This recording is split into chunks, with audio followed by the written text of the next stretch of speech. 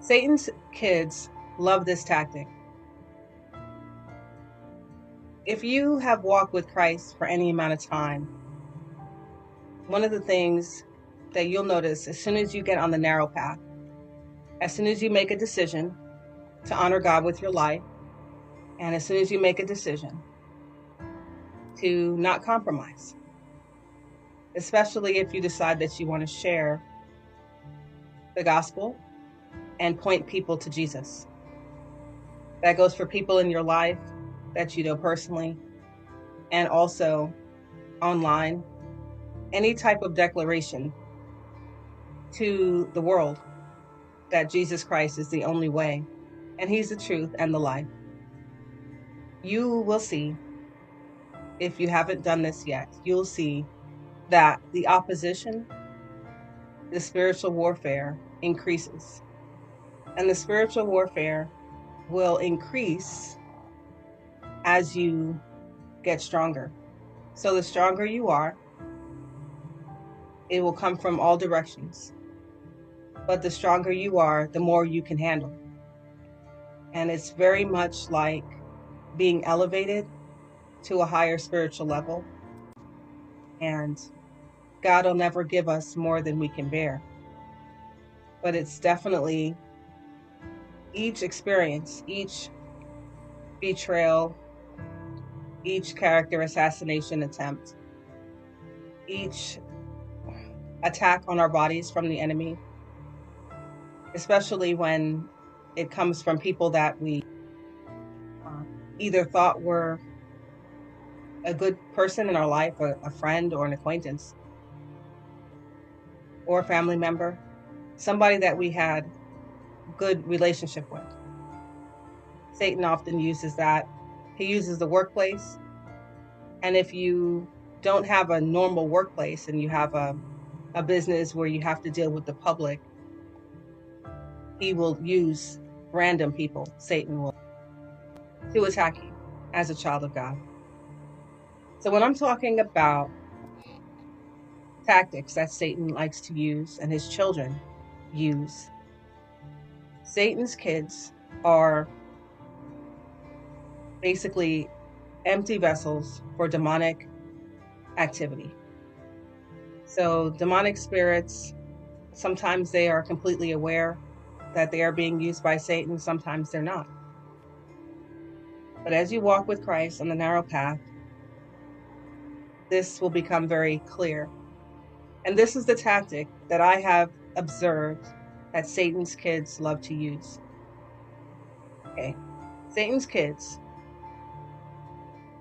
hate God's kids.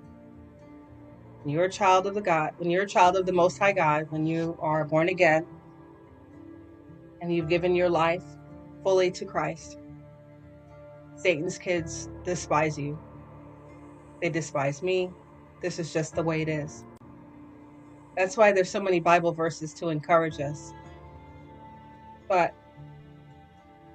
the tactic that they use when they hate a child of God is they will try to, and this is why I'm making this video, so that you're not deceived. They will try to make the child of God think that they did something wrong. Many people don't understand, meaning the people that will hate a child of God, they don't understand where this hatred and vitriol is coming from. If a person is logical and rational to any degree, they need to find a reason why they hate the child of God. So if you've done nothing wrong, let's say everything was fine and you were cool, you never disrespected them, you've never done anything to offend them, they never came to you and told you that anything was wrong.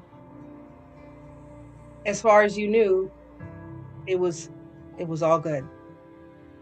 But out of nowhere, and this is something that you'll see if you walk the narrow path, out of nowhere, the hatred will be clear. Sometimes it comes in the form of character assassination. Sometimes it just turns into silent treatments. People no longer want to speak to you. They seem offended out of nowhere. On the surface, it would seem confusing and painful, a little bit hurtful. I know it was, and it still can be for me, but not as much as it was in the beginning when I first gave my life to Christ fully. I had a lot of questions, a lot of confusion. Where's all this hatred? Why so much vitriol? Why so much hatred? And this is one of the things that I guess I could try to encourage you. You may already know this if you're watching this, but if you don't, and you wonder, where's all this hatred and opposition coming from? Why? Why does it seem like you have so many enemies? Why does it seem like so many people jealous, hateful, envious, all these horrible negative things that really don't need to be? Because many times these people, Satan's kids, they have a lot. They could be physically attractive and financially well off. They could have a great job, really in need of nothing. They may even make more money than you or be just as good looking as you, so you think. But the light of God that shines from within a child of God, there's a beauty in that cannot be manipulated with makeup or anything else. Even with fake smiles, and if a person tries to study how to be attractive in a worldly way, the Holy Spirit gives a beauty that would make Satan's kid very jealous. So like I said, this tactic that Satan's kids like to use will, unless you're mature and you've been through it so many times that you realize you don't need a reason.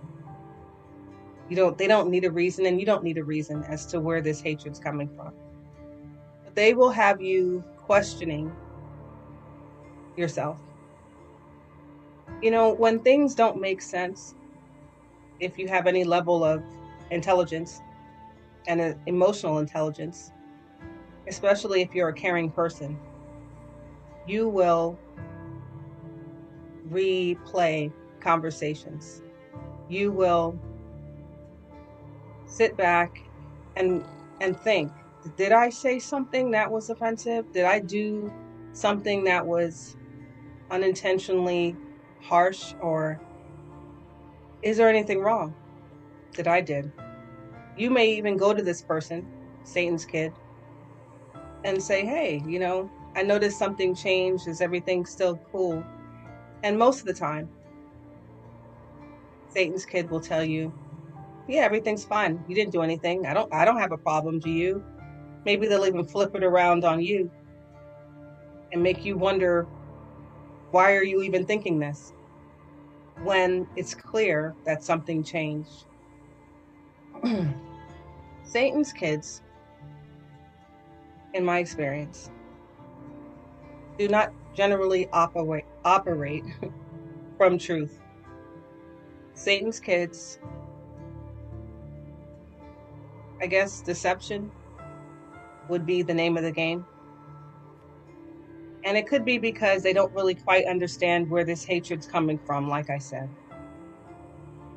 But they'll make you feel, and this is what they do, that you did something wrong.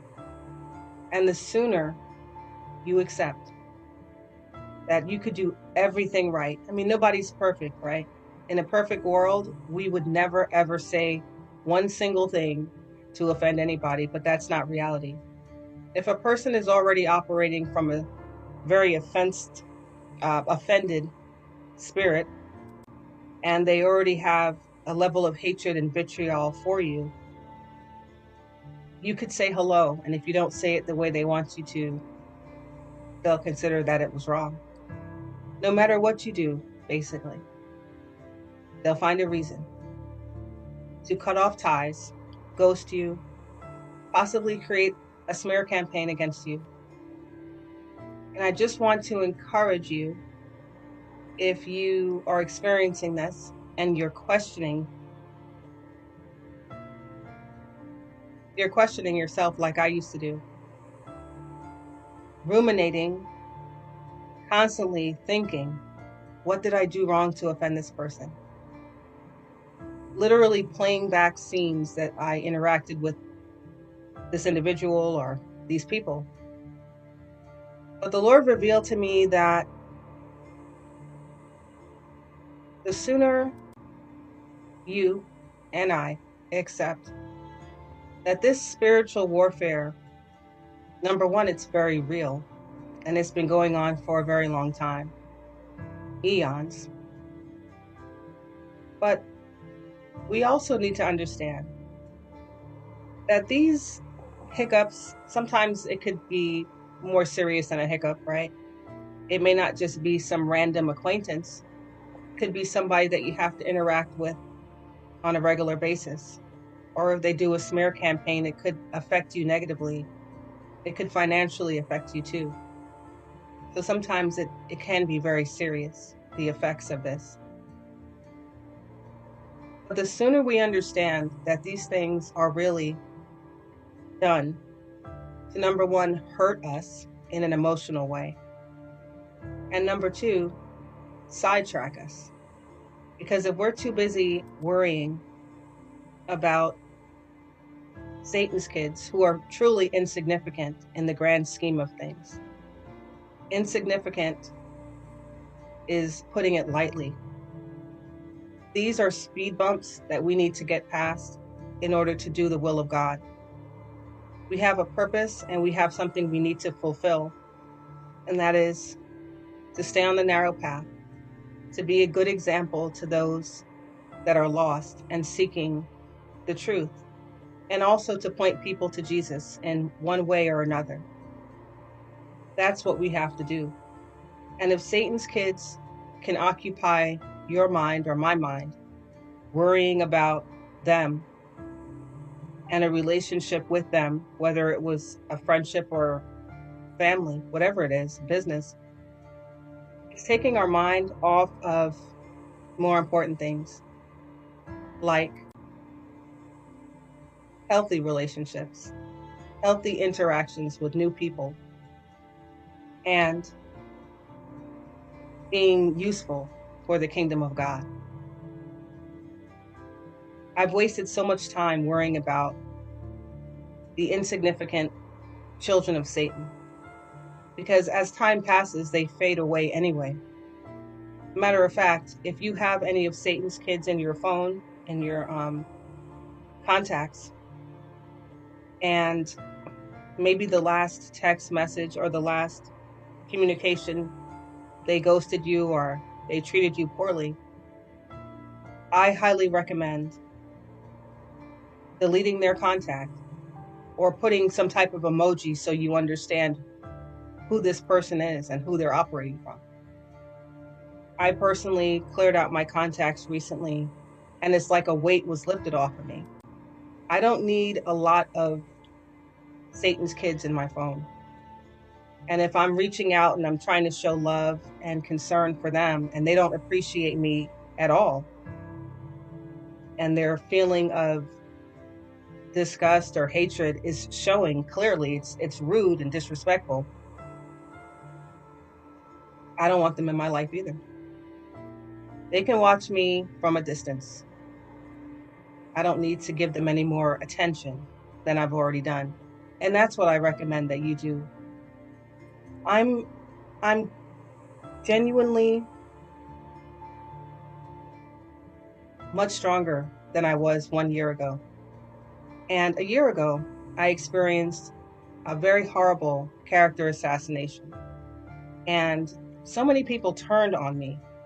And I wasted a lot of time wondering, what did I do to this woman? What did I do to cause her to turn so many people away from me? But the level of strength, inner strength that I have experienced. Number one, I observe how they operate, Satan's kids. I learned a lot from her. And number two, I learned a lot about people. Many people don't deserve my time because they never even came to me to see if anything was true. And I like to look at it like they're pigs in a pig pen gobbling up all this slop that this character assassin threw at them. And they're not worth my time. And I would suggest the same for you too. If somebody tries to assassinate your character, and people that you thought were cool with you, acquaintances or friends, turn on you abruptly, they do an about face, they stop speaking to you, it hurts. The Lord knows that it hurts. You'll cry to God, depending on how severe it is. But if you can remember what I'm telling you, all they've done, the character assassin and the people that they affected with their poison, all they did was prove to you how weak they are. It doesn't take much to go to a person and say, hey, I'm going to ask you a question because I heard something and I can hear it directly from you. If you value this individual at all, it doesn't take a lot to do that. And if a person is so cowardly, so pathetic, that they're concerned that this character assassin is going to go back and say, hey, you told Cherry that I said blah, blah, blah. Who needs that? Who needs a person that's so pathetic in their life? I definitely don't.